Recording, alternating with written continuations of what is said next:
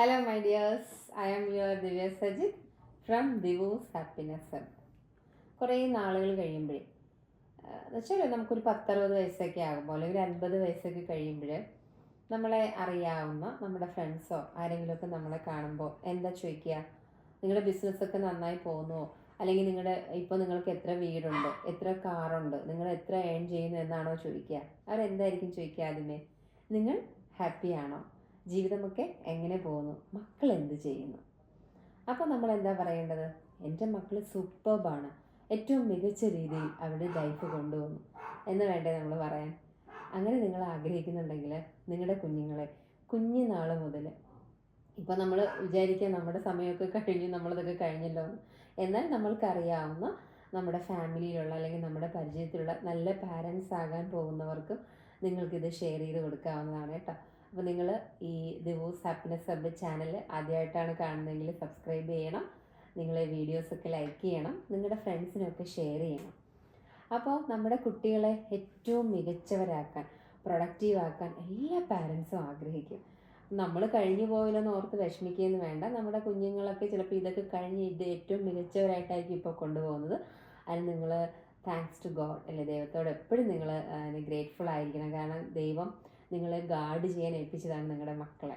Okay, അപ്പോൾ ഏറ്റവും കുഞ്ഞു മക്കളെ, നമ്മുടെ കുട്ടികളിൽ 5 വയസ്സിന് താഴെയാണ് നമ്മുടെ കുട്ടികളുടെ സ്വഭാവ രൂപീകരണം എന്ന് ഞാൻ മുന്നോട്ടുള്ള വീഡിയോസിലൊക്കെ പറഞ്ഞിട്ടുണ്ട്. അപ്പോൾ നമ്മുടെ കുട്ടികളിൽ ഏറ്റവും ഗെയിമിലൂടെയാണ് നമ്മൾ നമ്മുടെ കുട്ടികളുടെ സ്വഭാവങ്ങളെ അല്ലെങ്കിൽ പ്രൊഡക്റ്റീവാക്കി മാറ്റുന്നത് കേട്ടോ. അപ്പോൾ ഞാനൊരു കുറച്ച് കാര്യങ്ങൾ പറഞ്ഞുതരാം. നമ്മൾ സെൻസറി ഓർഗൻസ്, നമ്മുടെ കുട്ടികളുടെ ഇന്ദ്രിയങ്ങളെ വെച്ചുകൊണ്ട് നമുക്ക് അവരെ ഏറ്റവും പ്രൊഡക്റ്റീവായിട്ട് മാറ്റാൻ സാധിക്കും. അതിന് നമുക്ക് ഏറ്റവും ബെസ്റ്റ് എന്ന് പറയുന്നത് പസിൽസ് ഗെയിം. കുഞ്ഞുങ്ങൾക്ക് പസിൽസ് ഗെയിം കൊടുക്കണം കേട്ടോ. അത് അവരുടെ ഐക്യു ഒക്കെ വർദ്ധിപ്പിക്കും, കുറേ ക്രിയേറ്റീവായിട്ട് ചെയ്യാനൊക്കെ അവർ സഹായിക്കും. അതോടൊപ്പം തന്നെ ഇൻഡോർ ഗെയിംസ് മാത്രമല്ല കുഞ്ഞുങ്ങൾക്ക് നമ്മൾ കൊടുക്കേണ്ടത്, ഔട്ട്ഡോർ ഗെയിംസും കൊടുക്കണം. പനി വരും, മഴയാണ്, പുറത്തിറങ്ങണ്ട, കൊതുക് കടിക്കും എന്നൊക്കെ പറഞ്ഞ് കുട്ടികളെ നമ്മൾ നിരുത്സാഹപ്പെടുത്താതെ മാക്സിമം അവരെ പുറത്തേക്ക് വിടുക. അപ്പോൾ പുറത്തേക്ക് വിടാൻ സ്ഥലമില്ലല്ലോ എന്നൊന്നും പറയേണ്ട. നമുക്ക് തന്നെ എല്ലാം ക്രിയേറ്റ് ചെയ്യാനായിട്ട് സാധിക്കും. കുറച്ച് 5-6 കുട്ടികളെയൊക്കെ ഒരുമിപ്പിച്ച് അവർക്കൊരു അറ്റ്മോസ്ഫിയർ നമ്മൾ ഒരുക്കി കൊടുക്കണം. അപ്പോൾ അവരെന്ത് ചെയ്യും, പല പല എല്ലാ കുട്ടികളും യുണീക്കാണ്. അപ്പോൾ എല്ലാവരിലും ഓരോ കഴിവുകളുണ്ട്. ആ കഴിവുകളെയൊക്കെ അവർ വികസിപ്പിച്ച് പരസ്പരം ഷെയറിങ്ങും റാപ്പോയൊക്കെ ബിൽഡ് ചെയ്യാൻ അവരെ സഹായിക്കും, അവരുടെ സ്കിൽസ് ഡെവലപ്പ് ചെയ്യും.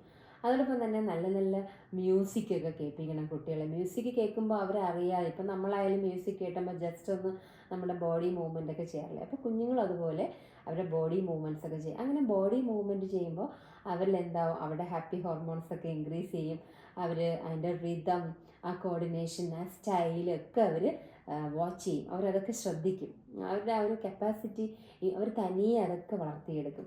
പിന്നീട് നമ്മൾ എന്ത് ചെയ്യും, നല്ല നല്ല കഥകളൊക്കെ പറയണം കേട്ടോ. കുഞ്ഞു കുഞ്ഞ് സ്റ്റോറീസ്, ഒരു 4 വരിയോ അല്ലെങ്കിൽ ഒരു പാരഗ്രാഫൊക്കെ ഉള്ള കഥകൾ സമയം കിട്ടുമ്പോഴോ അല്ലെങ്കിൽ ബെഡ് ടൈമിലോ ഒക്കെ നമ്മൾ കുട്ടികളായിട്ട് കുറച്ച് സ്റ്റോറീസൊക്കെ ഷെയർ ചെയ്യണം.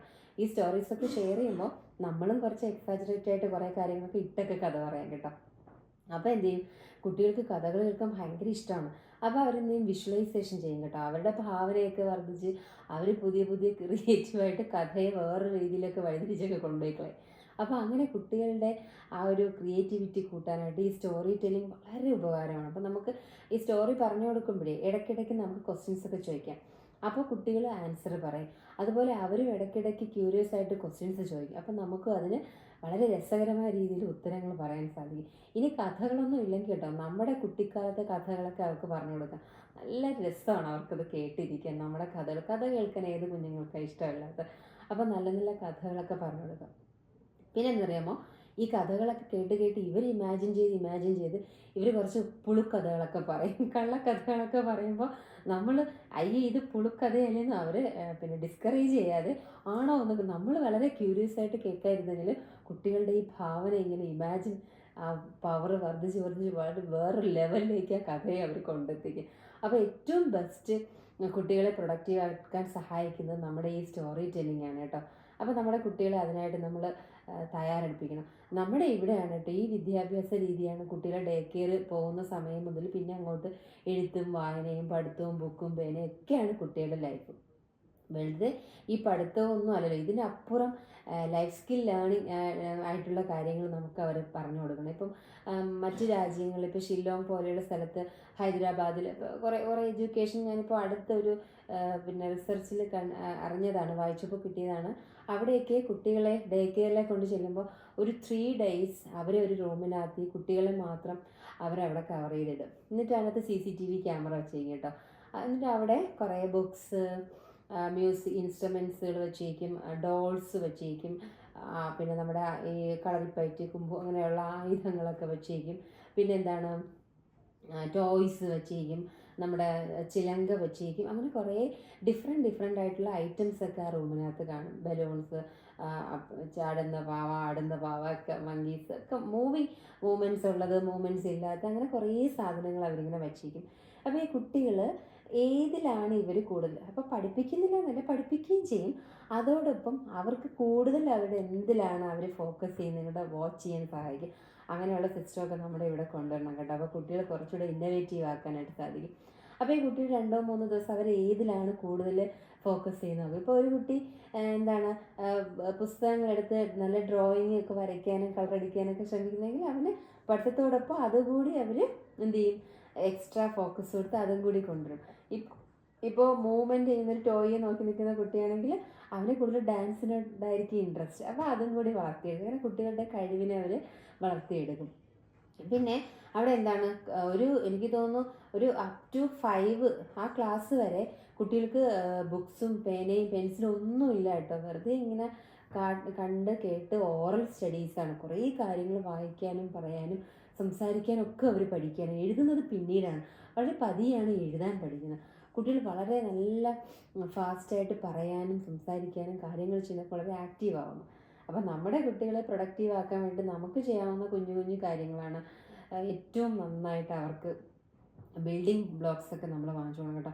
അപ്പോൾ അവരുടെ ഇമാജിനിൽ വലിയ വലിയ ഫ്ലാറ്റ് ഉണ്ടാകും. അപ്പോൾ ഏറ്റവും വലിയ പൊക്കത്തിൽ ഫ്ലാറ്റുകൾ, വീടൊക്കെ അവരുണ്ടാകും. അപ്പോൾ അവിടെ ഇമാജിനിൽ അവർ ആ കളർ കോമ്പിനേഷനൊക്കെ അവർ ഉപയോഗിച്ചിരണം ചെയ്യുമ്പോൾ അത് ആ രീതിയിൽ അവർ ഉദ്ദേശിച്ച രീതിയിൽ കൊണ്ടുപോകും. അത് പൊളിഞ്ഞ് വീഴുമ്പോൾ അതിലെന്താണ്, അതിനെ വേറൊരു ഫോർമാറ്റിലൊക്കെ ആക്കി മാറ്റും. അപ്പോൾ കുട്ടികൾക്ക് കൂടുതൽ ക്രിയേറ്റീവായിട്ടുള്ള കാര്യങ്ങൾ ചെയ്യാൻ സാധിക്കും. അപ്പോൾ അതിനൊക്കെ നമ്മൾ അവർക്ക് അവസരങ്ങൾ ഒരുക്കി നൽകണം.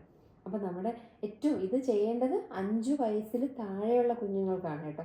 അപ്പോൾ ഇങ്ങനെ ചെയ്യുന്നതിനുള്ള ഗുണമെന്ന് വെച്ചാൽ കുറച്ചുകൂടി ഉയർന്ന ക്ലാസ്സുകളിലേക്കൊക്കെ വരുമ്പോഴേ, ഒരു 6-7 ക്ലാസ്സിലൊക്കെ ആകുമ്പോഴേ ഇവരുടെ ക്രിയേറ്റിവിറ്റി തനിയെ ഇവർക്ക് ഡെവലപ്പ് ചെയ്യാൻ സാധിക്കും. അവരുടെ റെസ്പോൺസിബിലിറ്റീസ് കൂടും. അവർ തനിയെ തന്നെ ഡിസിഷൻസ് എടുക്കാൻ പഠിക്കും. സെൽഫ് എസ്റ്റീമും സെൽഫ് ലവൊക്കെ അവരിൽ ഉണ്ടാവും. ഡിസിഷനൊക്കെ അവർ തന്നെ എടുക്കും.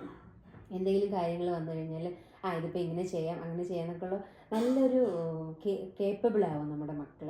അപ്പോൾ 5 വയസ്സിൽ താഴെ മക്കളുള്ള പാരൻസൊക്കെ ഇത് നിങ്ങളുടെ ലൈഫിൽ അപ്ലൈ ചെയ്യണം കേട്ടോ. നല്ല ഗുഡ് റിസൾട്ട് നിങ്ങൾക്ക് കിട്ടും.